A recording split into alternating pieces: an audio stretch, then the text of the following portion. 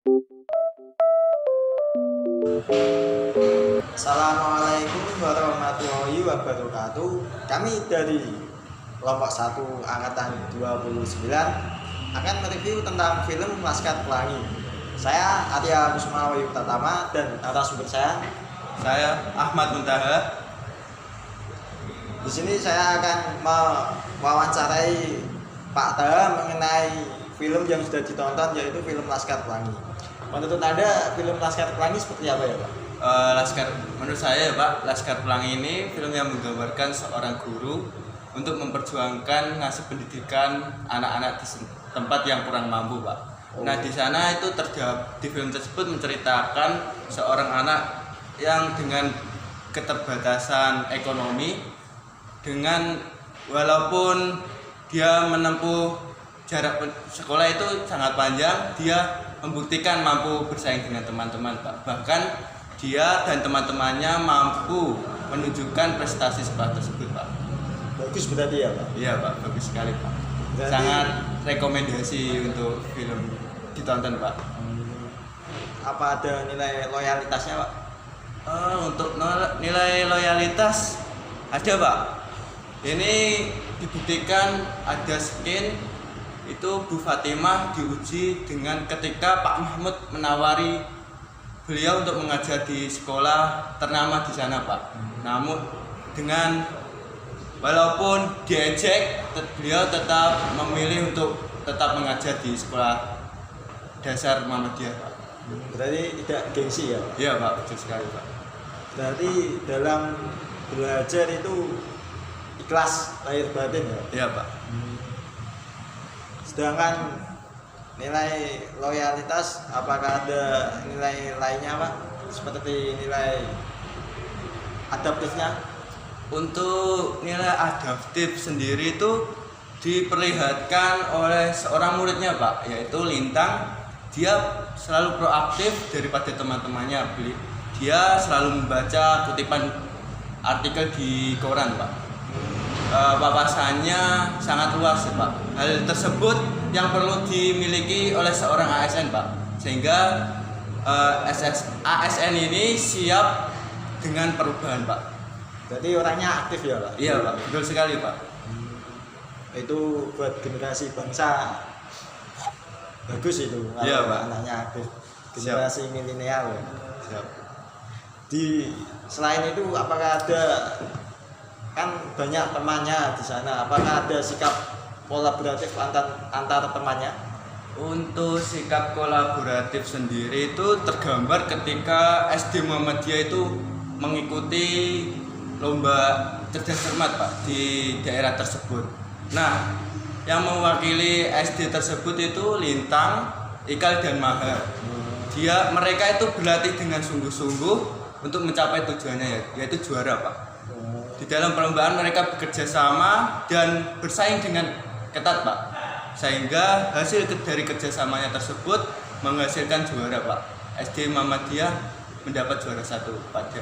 Jadi selain di sana tempatnya meskipun terpencil, itu anak-anaknya sangat bersemangat. Iya, Pak. Apalagi mengikuti lomba cerdas cermat itu, Wah, iya. Sungguh sangat bagus. Siap, Pak. Jadi selain itu, apakah ada nilai lainnya, Pak? Seperti nilai Ada, Pak, nilai harmonis, Pak. harmonisnya, Pak? Iya, Pak. Antar sesama teman ya? Iya, Pak. Di sekolah tersebut itu pada ceritanya itu menerima murid disabilitas. Dengan begitu murid-muridnya itu tidak merasa terganggu, bahkan dia merangkul dan menerima teman tersebut, Pak. Itu menunjukkan sikap harmonisasi yang sangat tinggi, Pak. Iya, Saya, Pak. berarti berbeda-beda tetapi tetap satu tujuan. Iya, Pak. Mereka mampu menerima walaupun ada perbedaan latar belakang, Pak. Menggambarkan sikap Bhinneka Tunggal Ika. Iya, Pak. Jadi inti dari Laskar Pelangi ini sangat meliputi semua sikap ya, Pak. Iya, Pak. Apalagi sikap yang seperti kita ASN dalam berakhlak, berorganisasi pelayanan, sikap kompeten, Iya, Pak. adaptif, loyal, kolaboratif.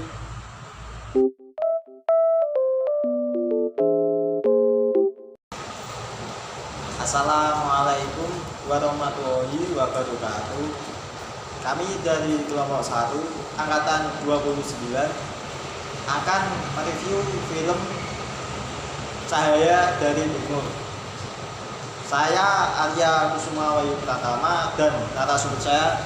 Perkenalkan, nama saya Anas Widiatama. Saya akan bertanya kepada Pak Anas mengenai film yang sudah ditontonnya, yaitu Cahaya dari Timur. Gimana menurut Pak Anas mengenai film Cahaya dari Timur yang tadi dilihat, Pak? Ya baik Pak, untuk film Cahaya dari Timur Beta Maluku ini disutradarai oleh Anggi Dwimas Sasongko, di mana film ini menceritakan sebuah kisah dari seorang mantan pemain sepak bola timnas Indonesia, yaitu yang bernama Sani Tawinela. Sani Tawinela ini tempat tinggalnya di Kampung Tulehu, Pak. Kampung Tulehu ini berada di Provinsi Maluku. Dan kemudian Sani Tawinela ini setelah dia menjadi mantan pemain sepak bola, dia memutuskan untuk menjadi tukang ojek di kampungnya dan juga mengurus keluarganya, karena dia sebagai seorang kepala keluarga, jadi dia memprioritaskan keluarganya tersebut, Pak.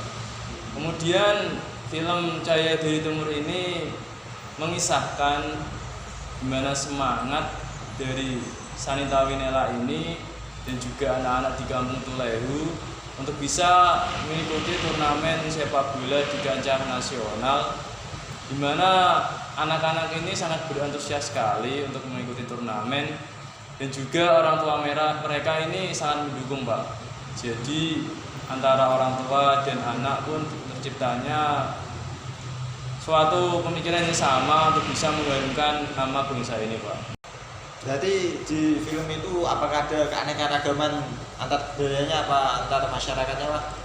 Untuk keanekaragaman dari film Cahaya dari Timur ini yaitu adanya kerukunan yang tercipta antara dua agama, yaitu agama Islam dan Kristen, di mana dari scan film ini tercermin yaitu ketika Sani mau pergi ke Jakarta dan juga anak-anak ini untuk mengikuti turnamen sepak bola.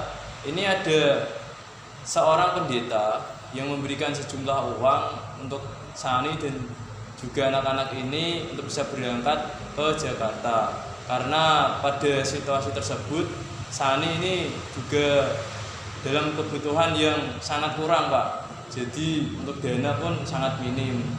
Dan kemudian tetangga-tetangga Sani dan juga orang tua dari anak-anak yang ingin mengikuti turnamen ini juga turut ikut serta memberikan sumbangan dana demi bisa berangkat ke Jakarta, Pak. Itu berarti di akhir film menang ya, Pak? Di akhir film dijelaskan bahwa akhirnya anak-anak bisa berhasil dan bisa menang menjuarai turnamen sepak bola nasional tersebut, Pak. Berarti itu filmnya intinya kesimpulannya apa? Ya, Pak, jadi untuk kesimpulan dari film Cahaya dari Timur ini, yang pertama, film ini mengajarkan pada kita untuk bisa memiliki rasa nasionalisme yang tinggi, rasa saling tolong-menolong, bahu-membahu, tanpa memandang sudut pandang baik itu ras, suku, maupun agama. Kemudian yang kedua, film ini mengajarkan pada kita untuk bisa hidup rukun antar sesama agama dimanapun kita berada, khususnya ke tetangga ya. Jadi kita harus menciptakan suasana yang harmonis, yang rukun, yang damai di dalam kehidupan bermasyarakat dan bernegara. Itulah teman-teman mengenai review film Cahaya dari Timur. Semoga bermanfaat buat Anda dan memotivasi Anda dalam menjalani kehidupan sehari-hari. Sekian dari saya dan Pak Anas. Wassalamualaikum warahmatullahi wabarakatuh. Terima kasih.